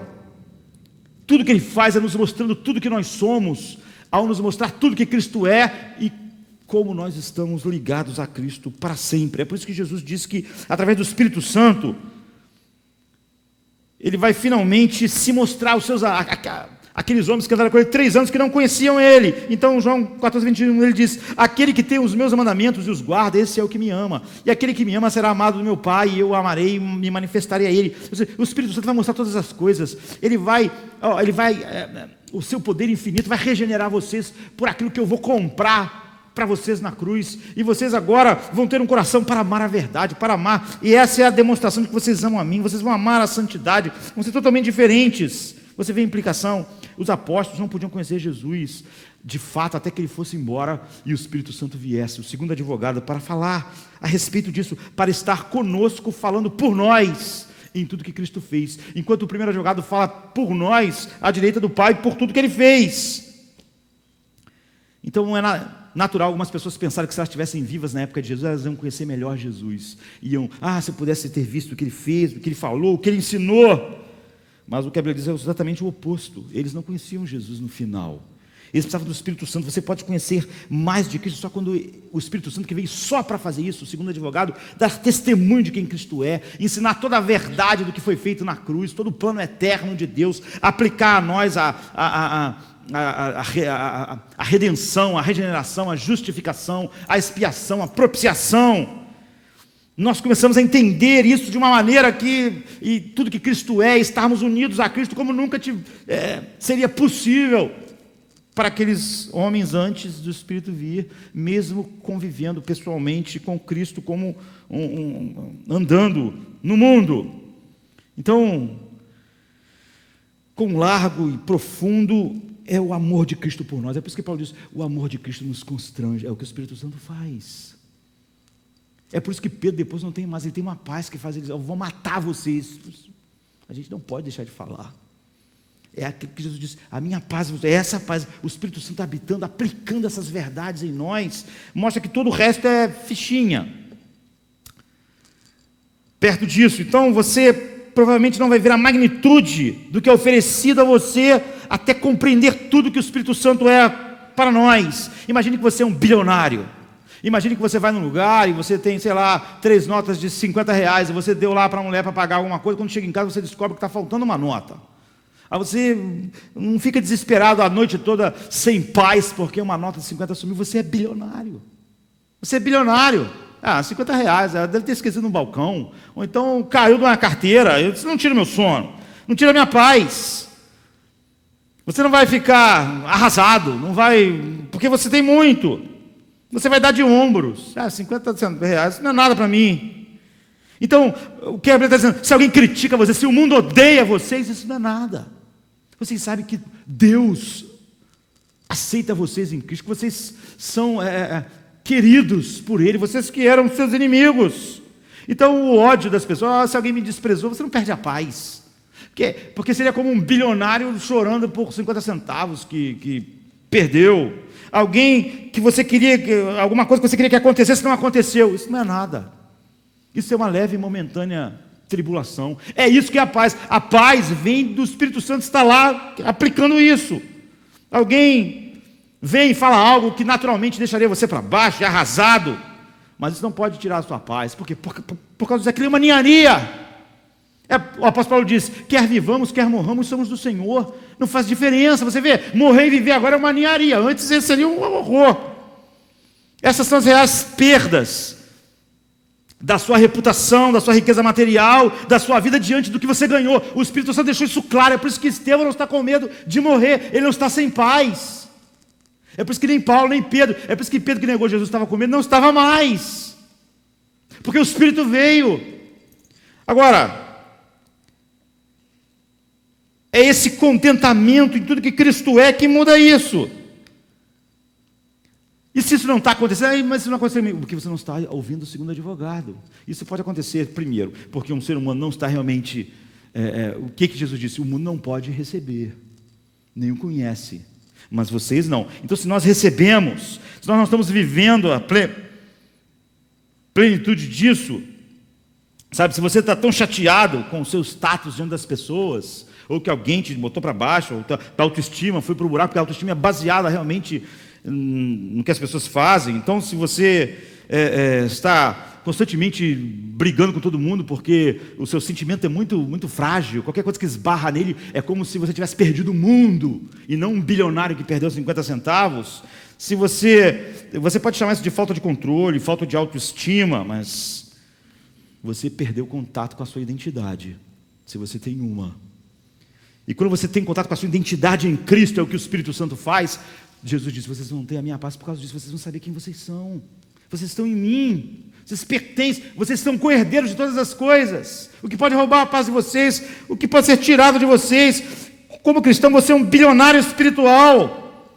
Você não torce a mão, fica sem dormir, sem paz, por causa de 10 centavos de alguma coisa que esse mundo podia dar. É isso, é algo real. É o trabalho do segundo advogado discutir com você no tribunal do teu coração e te mostrar diariamente quem você é. Como você pode, se você não está ouvindo melhor, você diz: mas eu não estou ouvindo tão bem. Por quê? O Espírito Santo faz o trabalho em nós, mas Deus deu meios de graça. Estudar a palavra por si mesmo, estudar a palavra junto com a igreja, como nós estamos fazendo essa noite, oração, adoração, os sacramentos, batismo, ceia. Deus deu todas essas coisas. O Espírito Santo usa os meios de graça para fazer isso como advogado em nós. Se você não usa os meios de graça com seriedade, você não pode ter a obra do Espírito Santo como deve ser. Ou se você faz isso de uma forma superficial, se você participa de um culto como esse de uma forma superficial, é óbvio que o Espírito Santo não está fazendo o que devia estar fazendo. Como esse segundo advogado. Quero você sair daqui hoje mais cheio de uma visão e cheio de graça, de contemplar quem você é em Cristo. Tua riqueza em Cristo. Então, Jesus disse: a paz que eu vos deixo com vocês, a minha paz vos dou, não vou lá dar como vai dar, porque eu deixei um advogado que vai mostrar tudo que vocês são, tudo que eu sou para vocês, como eu estou à direita do Pai, como não há mais condenação para vocês, como vocês têm tudo. O que pode tirar essa paz? A ameaça das pessoas, o mundo matar vocês, eles não podem fazer mal. Alguém tratou vocês mal, isso tirou a paz de vocês. Vocês tinham uma esperança de receber um dinheiro, ele não vai sair. Isso não vai tirar a paz de vocês. É a paz que o mundo não pode ter, é a paz que o mundo não conhece. Então, em primeiro lugar, é uma paz totalmente diferente, porque eu tinha... a gente tem que encerrar. Certa vez eu vi alguém dizendo que tinha um conhecido que era médico, e especialista em infecções, essas coisas assim, e era um cara cheio de medo, porque ele sabia que tinha bilhões de vírus para quanto é lado, bactéria, e tinha medo de pegar qualquer coisa, sair na rua, andar em ônibus, andar não sei o quê, muita gente, muita bactéria. E ele ficava lutando com isso. Ele perguntou assim: como é que você vive com isso então? Se você é um dos maiores especialistas em todas essas coisas. Ele disse: eu procuro não pensar. Eu só consigo viver, sair, porque eu tento pensar, esquecer um pouco esse negócio de vírus, bactérias, essas coisas, para me poder viver. Você vê, é assim que é a paz do mundo. O mundo, a pequena paz que ele constrói é por não pensar. O mundo é mau, todo mundo está envelhecendo, vai ter alguma doença, vai morrer. O mundo tenta viver sem pensar nisso. O pouco de paz é o paz de tentar fingir estar numa realidade diferente. É isso que esse médico fazia. Isso não funciona durante muito tempo, porque os vírus acabam te achando. Você finge que não vai morrer, mas morre. Finge que não vai envelhecer, mas envelhece. Mas a paz de Cristo não é ignorar a realidade, é o Espírito Santo nos mostrando a realidade. Cada vez mais, através de todos os meios da graça, nos enchendo de realidade. Ser cheio do Espírito Santo é ser cheio de conhecimento de Cristo. Nos constrange, nos faz todo o tempo querer viver em santidade, andar na luz, nos dá paz. Quando nós pecamos, nós sabemos que temos um advogado que vai apelar para a justiça, e nós somos perdoados. O Espírito Santo nos dá, por causa daquilo que Cristo comprou, um coração que se arrepende, um coração que ama a Deus. Então o apóstolo Paulo jamais superou a incrível graça, porque o Espírito Santo mostrou tudo que Cristo é. Por isso que ele orava: eu oro para que vocês conheçam o amor de Cristo, que excede a todo entendimento, a altura, a largura. O Espírito Santo está aí para isso, para vocês conhecerem. Quanto mais vocês conhecerem, mais inabaláveis vocês são, cheios dessa paz, porque essa paz vem disso, de ser cheio do Espírito Santo. Ser cheio do Espírito Santo não é ter experiências místicas, é ser cheio da verdade sobre Cristo no coração. Eu oro para que vocês conheçam o amor, a profundidade. Então, o apóstolo Paulo diz assim, em Efésios 2, 7 e 9: as abundantes riquezas da sua graça, pela sua benignidade para conosco em Cristo Jesus, porque pela graça sois salvos por meio da fé. Paulo diz: é isso, as abundantes riquezas, é estar maravilhado. Então, Filipenses 1,6: tendo por certo isso mesmo, que aquele que em vós começou a boa obra há de terminar. São essas coisas sendo reveladas diariamente a nós, por todos os meios de graça, pelo advogado, o segundo advogado que habita em nós, só com um propósito. Ele nunca fala sobre ele, nada sobre ele, como Jesus veio aqui só para falar sobre o Pai, apontar para o Pai. O Espírito Santo só fala sobre o Filho. Então, sobre o que ele fala? Sobre o que o segundo advogado faz? Por exemplo, ele diz que nós nascemos de novo por ele, pelo Espírito, e que ele opera em nós através da palavra de Deus, essas coisas. João 3, 1 a 8, 1 Pedro 1 a 3. Ele diz que nós recebemos capacidade de nos arrependermos e crermos em Cristo por causa disso, por causa da obra de Cristo, pelo que ele faz em nós. E nós confessamos a Deus por causa disso. 2 Timóteo 2, 25, Romanos 10, 9 e 10. Diz que nós somos salvos pela graça que nos foi dada antes dos tempos eternos. 2 Timóteo 1, 9, 2 Tessalonicenses 2, 13. E o Espírito diz dentro, em nossos corações, através da palavra dos meios de graça, que nós recebemos o dom da vida eterna em Cristo. João 3, 16, Romanos 6, 23, 1 João 5, 11 e 13. Ele diz que nós entramos numa vida abundante que é encontrada somente em Cristo. João 10, 10. Ele diz que nós recebemos o dom da justiça em Cristo Jesus para sempre. Romanos 3, 21 e 22, Romanos 5, 17, 10, 10, 2 Coríntios 5, 21. Ele diz que nós recebemos a abundância da graça. Romanos 5, 17. Ele diz que nós fomos chamados de forma eficaz por Ele, o Espírito Santo, por meio do Evangelho. Ele nos chamou eficazmente. 1 Coríntios 1, 9 e 24. Ele diz que nós somos perdoados de todos os nossos pecados, passados, presentes e futuros. Foram cancelados na cruz. E agora eles são tratados porque ele quebra a comunhão, mas não legalmente. Legalmente eles foram cancelados. E agora nós temos o poder e a habitação dele para mortificar esses pecados. Ele diz que nós recebemos ele mesmo, o Espírito Santo, por causa de Cristo, que Cristo nos enviou, que esse é um dom do Pai de Cristo para nós. 1 Coríntios 2, 12, 12 e 13. Ele diz que nós recebemos a capacidade de compreender a mente de Cristo por meio dele, através das Escrituras. 1 Coríntios 2, 13 a 16. Ele diz que nós fomos batizados nele, no Espírito Santo, todos nós, e fomos colocados em Cristo. 1 Coríntios 12, 13. Ele diz que nós recebemos dons espirituais para servir e edificar a igreja, todos os filhos de Deus. 1 Pedro 4, 10. Ele diz que nós obtemos acesso direto ao trono da graça. Hebreus 4, 15 e 16. Ele diz que nós somos justificados por Deus mediante a fé, que é um dom de Deus em Cristo Jesus. Romanos 5, 16. Ele diz que nós recebemos a promessa de nunca sermos abandonados. Jamais te abandonarei. Hebreus 13, 5. E ele fala sobre as mudanças e trocas. A nossa vida passada em Adão já ficou para trás. 2 Coríntios 5, 17. Que a nossa nova vida começou em Cristo e ela está em Cristo para sempre. 2 Coríntios 5, 17. Que nós passamos da morte para a vida. João 5, 24. Que nós estamos agora em paz com Deus. Nada pode quebrar essa paz. Quebra a comunhão, mas não... nunca mais volta a inimizade e nem a ira. Romanos 5:1. A ira de Deus foi removida e está infinitamente longe de nós, como o Oriente está do Ocidente, por causa de Cristo, da perfeita propiciação do seu sangue. João 3:36, Romanos 3:25, 5:9, Hebreus 2:17, 1 João 2. É isso, que nós recebemos vida juntamente com Cristo, essa vida imortal, essa vida de Deus. Efésios 2:1. Que nós estamos unidos a Cristo e nada mais pode nos separar de Cristo. Não nos separando de Cristo, também não pode nos separar do amor de Cristo. Romanos 6:5. Fomos tirados da escuridão espiritual e levados para a luz do Evangelho. Atos 26:18 e 2 Coríntios 4, 6. Nós fomos levados para perto de Deus pelo sangue de Cristo, que se tornou a nossa paz e aboliu totalmente a inimizade. Efésios 2, 14 e 15. Que nós estamos reconciliados para sempre com Deus. Romanos 5, 10, 2 Coríntios 5, 18 e 20, Colossenses 1, 21. Que nós somos salvos pela vida de Cristo. E enquanto Ele está vivo, nós estamos salvos para sempre. Romanos 5, 10. Estamos livres da condenação que vem através da lei do pecado e da morte. Porque agora a lei diz, perdoá-los é justo. Por causa daquilo que Cristo fez. Romanos 8, de 1 a 4. Nós estamos unidos agora ao corpo de Cristo para sempre. 1 Pedro 2,9. Nós vemos agora claramente todo o sistema do mundo que é falso, que antes nos enganava, porque nós estávamos cegos, mas agora não. Romanos 4, 4 e 5, Tito 3, 5, nós fomos transferidos do poder das trevas, do império das trevas, e fomos colocados no reino do Filho do seu amor. 2 Coríntios 4, 3, 4, Efésios 5, 8, Colossenses 1, 13 e 14. Nós fomos transferidos da família do diabo para a família de Deus. 1 João 3, 10. Nós fomos redimidos, comprados de volta como escravos que éramos do pecado pelo sangue precioso de Cristo. Romanos 6, 17, Efésios 1, 7, Colossenses 1, 14, 1 Pedro 1, 19.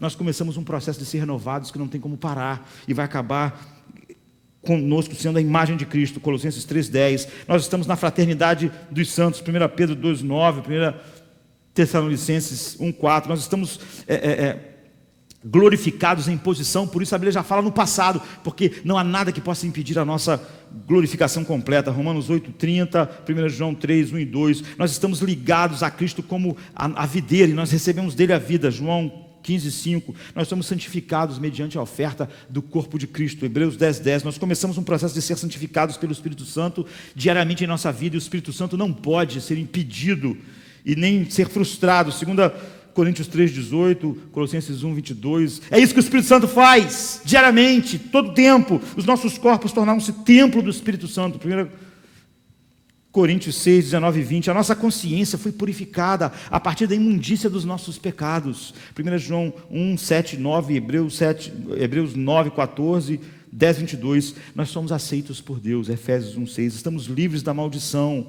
Romanos 3, 10, o nosso velho homem foi crucificado. Romanos 6, 6, nós nos tornamos vivos para Deus. Romanos 6, 11, Cristo, que nos segura de forma onipotente, nos coloca nas mãos do Pai. João 10, 28 e 29, nós ressuscitamos com Cristo e já não estamos mais mortos em nossos delitos e pecados. 1 Coríntios 17, 15, 17, nós nos tornamos o bom perfume de Cristo para Deus. Quando Deus sente o aroma que vem de nós, é um bom perfume por causa disso, por causa de Cristo. É o perfume da vida de Cristo que flui de nós, e esse perfume é de morte para aqueles que se perdem. 2 Coríntios 2, 15, nós começamos uma vida de fé. Gálatas 2, 20, nós somos habitados pelo Espírito Santo. Romanos 8, 9, 2 Timóteo 1, 14, nós estamos selados permanentemente. Efésios 1, 13, 2 Coríntios 22, nós somos adotados na família de Deus. Romanos 8, 14, 17, Gálatas 4, 4, 6, Efésios 1, 1 a 5. E nossa posição, o que nos dá identidade? Não é nada que o mundo faz. O que dá a nossa, aquilo que as pessoas dizem que não tem perder a autoestima. O que dá a nossa posição, nossa identidade? Nosso status foi mudado de escravo para filho de Deus. Gálatas 4, 7. A nossa identidade muda de pecador para santo. Romanos 1, 7, 1 Coríntios 1, 2, nós nos tornamos co-herdeiros de Cristo. Gálatas 4, 7, Efésios 1, 14, nós nos tornamos amigo de Cristo. João 15, 15, nós nos tornamos irmão de Cristo. Hebreus 2, 11, nós nos tornamos um sacerdócio real para Deus. 1 Pedro 2, 9, Apocalipse 1, 6, nós estamos assentados em lugares celestiais em Cristo. Nós estamos lá à direita do Pai. Efésios 2, 6, nós nos tornamos um cidadão do céu e não mais do mundo. Filipenses 3, 20, nós nos tornamos beneficiários de uma nova e melhor aliança, que não tem fim. Hebreus 7, 22, 8, 26 e 1 Coríntios 11, 27, nós estamos livres para sempre do medo da morte. Hebreus 2, 15, nós nos tornamos pedras vivas na casa espiritual que Deus edificou. 1 Coríntios 3, 9, 1 Pedro 2, 5, nós nos tornamos colegas e cooperadores do trabalho no campo de Deus. 1 Coríntios 3, 9, nós nos tornamos cidadãos da família de Deus. Efésios 2, 19, nos tornamos filhos da luz e não mais filhos das trevas. Efésios 5, 8 e 9, nós nos tornamos filhos da promessa. Romanos 9, 9, Gálatas 3, 7, nós que éramos estrangeiros, E Gálatas 4:28, nós nos tornamos membros da Assembleia Geral dos Primogênitos, que tem seus nomes escritos no céu. Hebreus 12:23, nós nos tornamos soldados do exército de Cristo. Apocalipse 19:4, nós somos totalmente amados por Deus. Romanos 1:17, Colossenses 3:12, nós somos a noiva que o Pai escolheu para seu Filho, Cristo. Apocalipse 22:17, nós nos tornamos embaixadores de Cristo no mundo. 2 Coríntios 5:18 e 20, nós nos tornamos testemunhas do Evangelho. Atos 1:18, nós nos tornamos escravos de Cristo. Efésios 6:6, 1 Pedro 2:16, nós nos tornamos mais do que vencedores. Romanos 8:37, a Bíblia diz assim: que diremos, pois, dessas coisas? Se Deus é por nós, quem será contra nós? É isso que o segundo advogado faz, ele nos mostra a realidade disso. Essa é a paz é o resultado disso. Quem pode mexer nessas coisas? Quem pode? Paulo diz em Romanos 8:31 e 32, se Deus é por nós, quem será contra nós? Aquele que nem mesmo o seu próprio filho poupou, antes o entregou por nós, como não nos dará com ele todas as coisas? É aí que está a base da paz. O Espírito Santo habita em nós, ser cheio do Espírito, é ser cheio do conhecimento de todas essas coisas. Eu citei 70 coisas que a graça nos dá, mas há muito mais. É por isso que o Espírito Santo vive, é por isso que nós oramos, meditamos, usamos os meios da graça. Através disso, o Espírito Santo, a gente conhece muito mais Cristo do que os discípulos conheceram depois de 3 anos. Eles depois, com o Espírito Santo habitando neles, fazendo isso, conheceram muito mais. Eles não tinham mais medo, eles estavam cheios de paz para viver e para morrer. Essa é a graça surpreendente, é surpreendente para você. É isso que o segundo advogado faz. Quando a gente canta incrível graça é verdade. Nós não estamos cantando música e vamos para casa viver sem paz, cheios de tensão e medos. Isso é a graça, quando é compreendida, quando a gente sabe que o Espírito Santo está em nós fazendo isso, nós não queremos entristecer o Espírito Santo com o que nós estamos selados. Nós usamos os meios de graça. Essas verdades se tornaram reais para nós, porque nós temos uma vida de Deus em nós, Cristo habita em nós através do Espírito, e todas essas verdades são introjetadas em nós. Então Paulo jamais superou a surpresa, ele ficou surpreendido para sempre, porque o segundo advogado encheu Paulo de Deus, encheu Paulo de Cristo. Ele disse: olha, o conhecimento de Cristo me constrange, o amor dele, tudo que ele é, eu quero conhecê-lo mais. Então eu quero ser cheio do Espírito Santo. Eu tenho tudo agora como esterco, isso não tira a minha paz, eu perdi tudo. Não fiquei sem paz, porque eu tenho Cristo. O segundo advogado faz isso.